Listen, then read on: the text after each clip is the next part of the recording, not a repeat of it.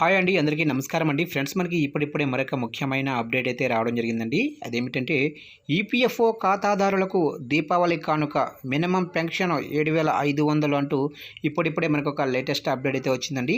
అయితే ఇందుకు సంబంధించిన పూర్తి వివరాలు అయితే మన వీడియోలో తెలుసుకుందామండి. వీడియో మాత్రం ఎక్కడా స్కిప్ చేయకుండా చూడండి ఫ్రెండ్స్, అప్పుడే మనకి పూర్తి సమాచారం అయితే తెలుస్తుంది. ఇక ముఖ్యంగా వీడియో నచ్చినట్లయితే లైక్ చేయండి ఫ్రెండ్స్. ఇక లేట్ చేయకుండా టాపిక్లోకి వెళ్ళిపోదాము. ఇక ఈపీఎస్ 95 పెన్షన్దారులకు దీపావళి నాటికి గుడ్ న్యూస్. మినిమం పెన్షన్ 7,500 లభించే ఛాన్స్. ఇక కేంద్రంలో ఉన్న మోదీ ప్రభుత్వం అతి త్వరలోనే ఈపీఎస్ 95 పెన్షన్దారులకు గుడ్ న్యూస్ వినిపిస్తుందనే వార్తలు జోరుగా వినిపిస్తున్నాయి. ఇక ఇప్పటికే 8 పే కమిషన్ పైన కేంద్ర ప్రభుత్వం త్వరలోనే సానుకూలంగా స్పందిస్తుందని వార్తల నేపథ్యంలో ఇప్పుడు ఈపీఎస్ 95 పెన్షన్దారులకు సైతం త్వరలోనే హయ్యర్ పెన్షన్ అమలు చేసేందుకు త్వరలోనే నిర్ణయం తీసుకునే అవకాశం ఉందని పలువురు ఉద్యోగులు, పెన్షన్దారులు ఆశాభావం వ్యక్తం చేస్తున్నారు. ఇక ఇదిలా ఉంటే ఇప్పటికే దేశవ్యాప్తంగా దాదాపు 70 లక్షల మంది ఈపీఎస్ 95 పెన్షన్దారులు తమకు పెన్షన్ వస్తుందని దీర్ఘకాలంగా ఎదురుచూస్తున్నారు. అయితే వీరిలో అత్యధిక శాతం మందికి కేవలం ₹1,000 పెన్షన్ మాత్రమే లభిస్తుంది. వీరికి కనీస పెన్షన్ 7,500 చేయాలని సుదీర్ఘకాలంగా డిమాండ్ వినిపిస్తుంది.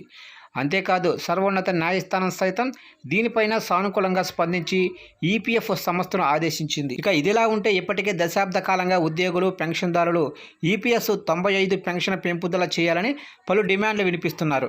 ముఖ్యంగా ఈపీఎస్ 95 పెన్షన్ ఆందోళన సమితి దీనిపై పలువురు కేంద్ర మంత్రులను సైతం కలిసి తమ గోడును వినిపించుకుంది.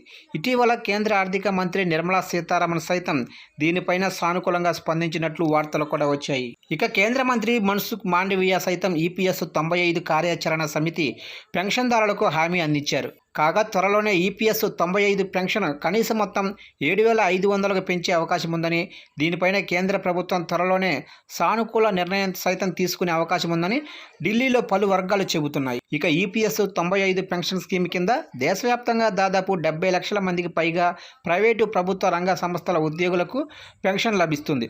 అయితే ఈ మొత్తం చాలా తక్కువగా ఉంది. ఈ నేపథ్యంలో కనీస వేతనం ఆధారంగా పెన్షన్ విధానం అమలు చేయాలని పెన్షన్దారులు డిమాండ్ చేస్తున్నారు.